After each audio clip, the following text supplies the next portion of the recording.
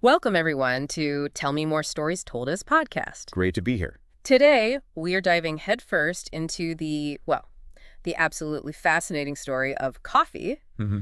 And I mean, forget just your morning cup for a second. We're talking about a real adventure, centuries long. He really is full of, legends, trade, maybe even a bit of smuggling. Smuggling. Okay, intriguing. So where do we kick things off? The very beginning. Let's start with a legend. Ethiopia, the highlands, probably around the 9th century. Kaldi, the goat herd, right? That's the one. The story goes he sees his goats getting super energetic after eating these red berries. Dancing goats, essentially. Pretty much. Yeah. So he tries them himself, feels that buzz, and boom, coffee discovered. Or so the legend says. It's a great story, but you said legend. Yeah, it's a charming tale, but it doesn't actually show up in writing until like the 17th century, much later.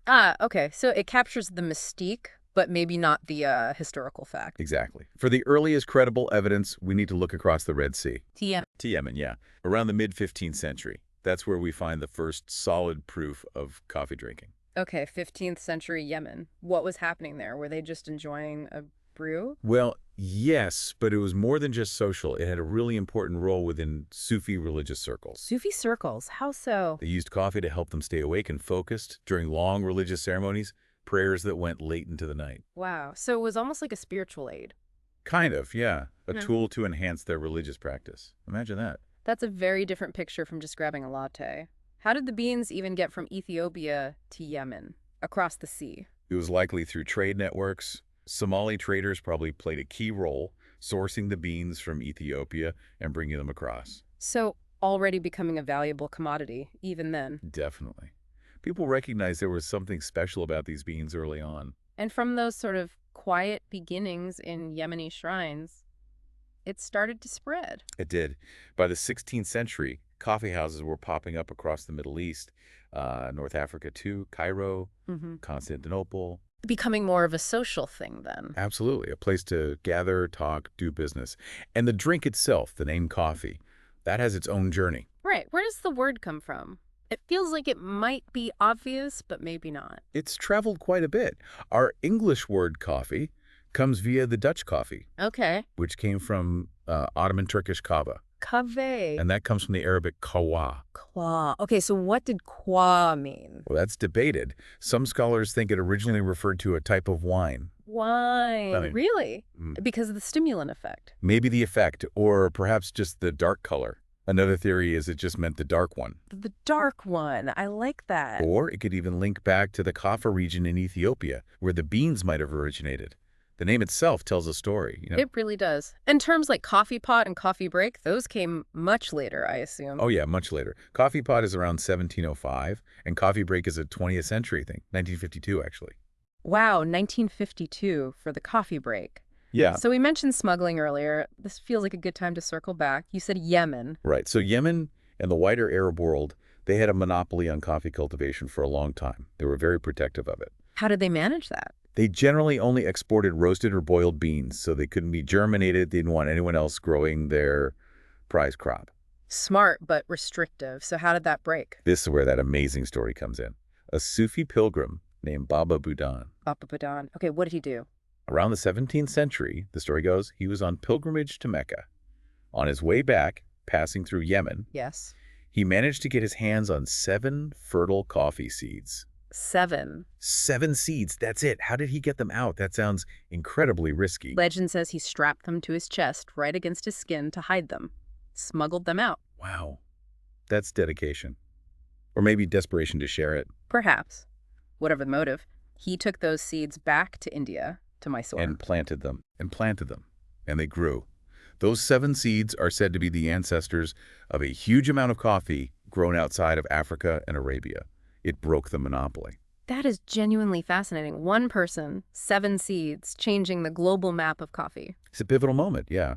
And it paved the way for coffee's arrival in Europe. Right, Europe. When did it really land there? 17th century, too. Yep, 17th century. Yeah. But it wasn't exactly welcomed with open arms everywhere immediately. Oh, what was the reaction? Well, it was new, it was foreign, it was stimulating. Some people were suspicious. There were calls to ban it. Some even called it the bitter invention of Satan. Satan. Seriously, just for coffee. Seriously. But legend has it Pope Clement VIII tried it. The Pope. Again, Okay. apparently he liked it so much he declared it okay for Christians to drink, sort of baptizing it, metaphorically speaking. That probably helped. It certainly didn't hurt. And coffee houses started to appear. The first one in Europe was in Venice, around 1647. Venice. Makes sense, a big trading hub. Exactly. And these coffee houses became really important places. Social hubs, intellectual centers. Like the ones in the Middle East? Very much so. Yeah. And then the big trading companies got involved. Ah, like the Dutch East India Company. Precisely. They saw the massive economic potential. They weren't just importing it.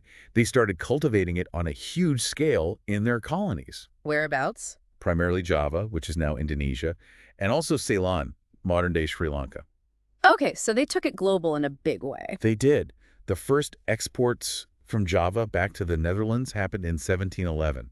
That was a major step. They were like the venture capitalists of coffee back then. Meanwhile, what about England? Was it catching on there too? Oh, absolutely. Mid-17th century, coffee houses exploded in popularity in England too. London, Oxford. Oxford. Isn't there a really old one still there? There is the Queen's Lane Coffee House, established in 1654, and it's still operating today. 1654. That's incredible. Imagine the history in that place. Right. Generations of students and thinkers arguing over coffee. Amazing. Okay, let's hop across the pond.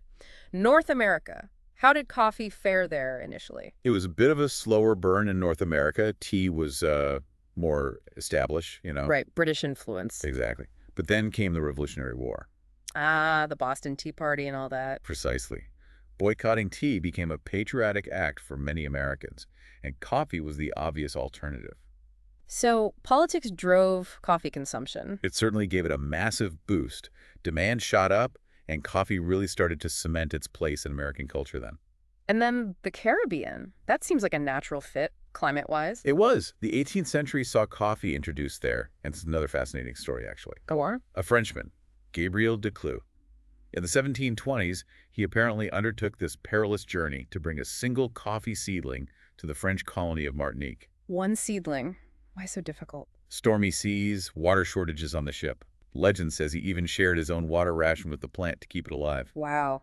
Did it survive? It did. And that one plant thrived. Get this.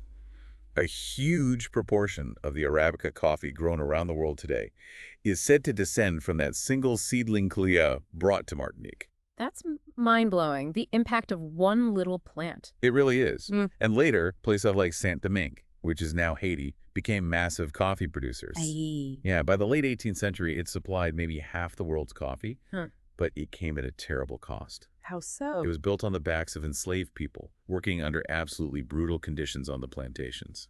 It's a really dark side to coffee's history. A stark reminder that these global commodities often have complex and sometimes tragic human stories behind them. Definitely. And those conditions were a major factor leading to the Haitian Revolution, which in turn significantly impacted the coffee industry there. Okay, this is probably a good moment to just pause and say, if you're finding this journey through coffee's history as fascinating as we are, and you want more deep dives like this, Yeah, definitely hit that subscribe button for Tell Me More Stories Told Us podcast. that way you won't miss out when we explore the hidden stories behind other everyday things. Okay, so we've reached the 19th century. Where does the coffee story take us next? This is where we see a real shift in the center of gravity for coffee production, towards South America. Brazil. Brazil, big time.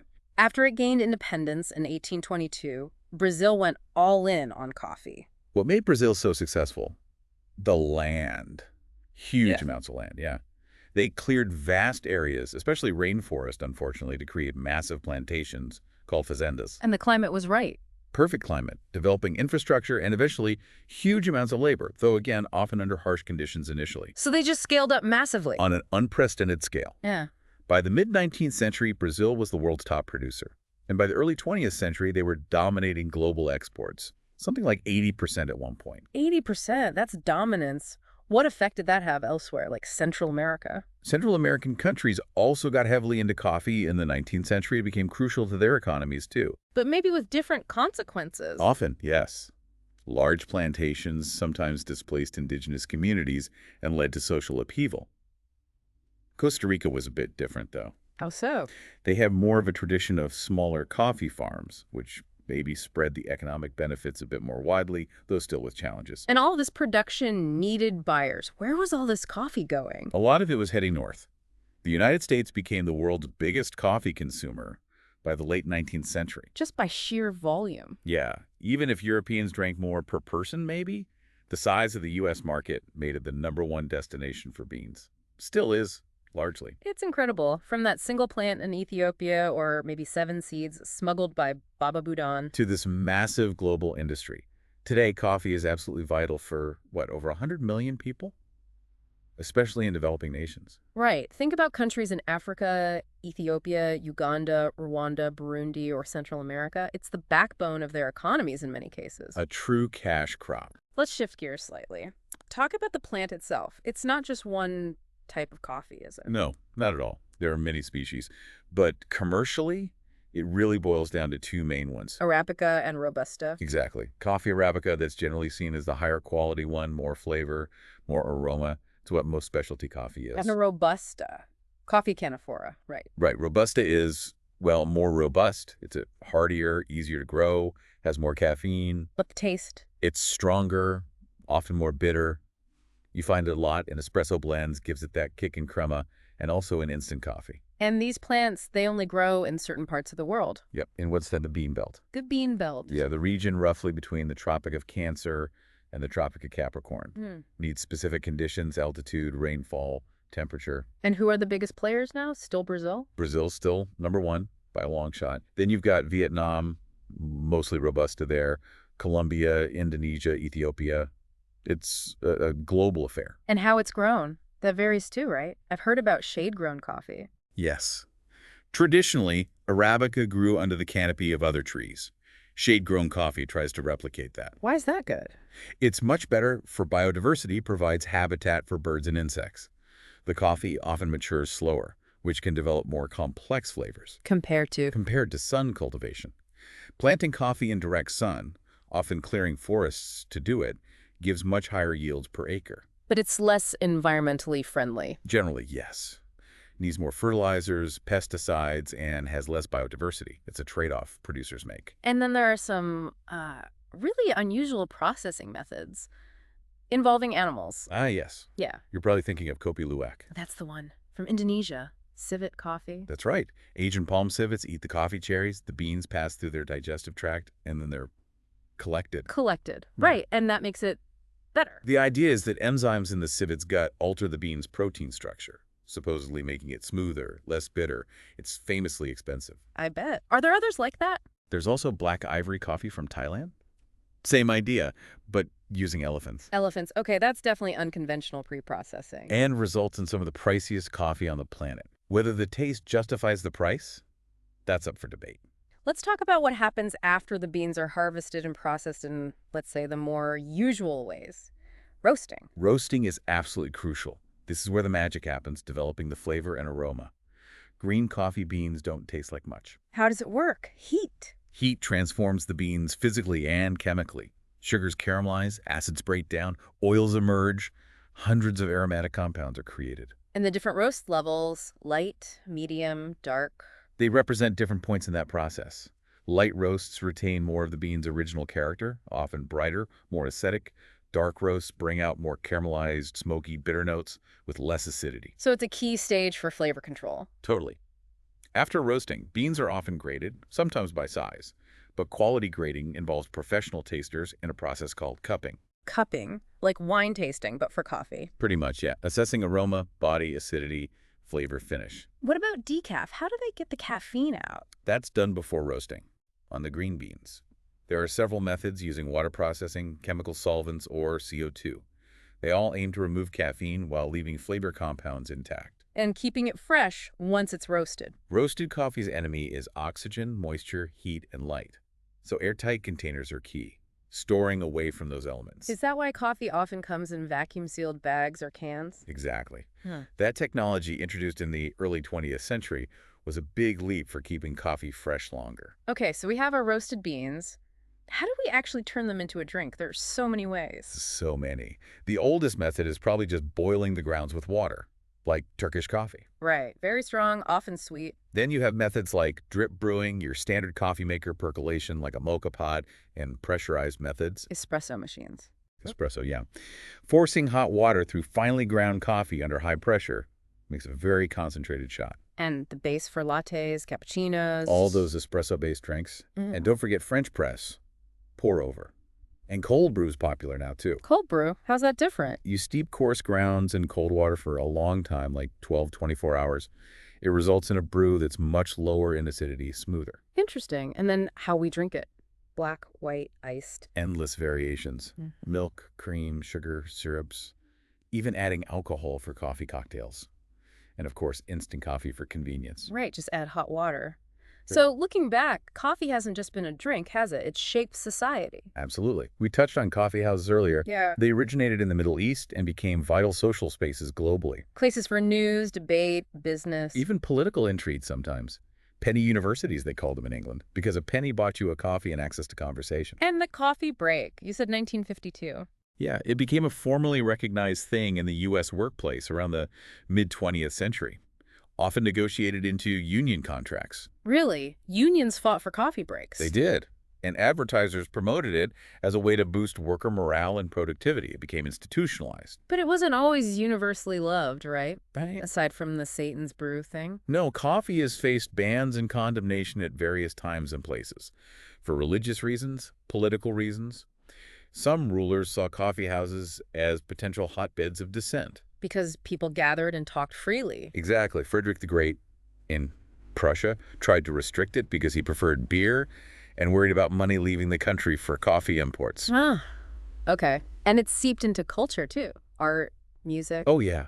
Think of Johann Sebastian Bach's Coffee Cantata.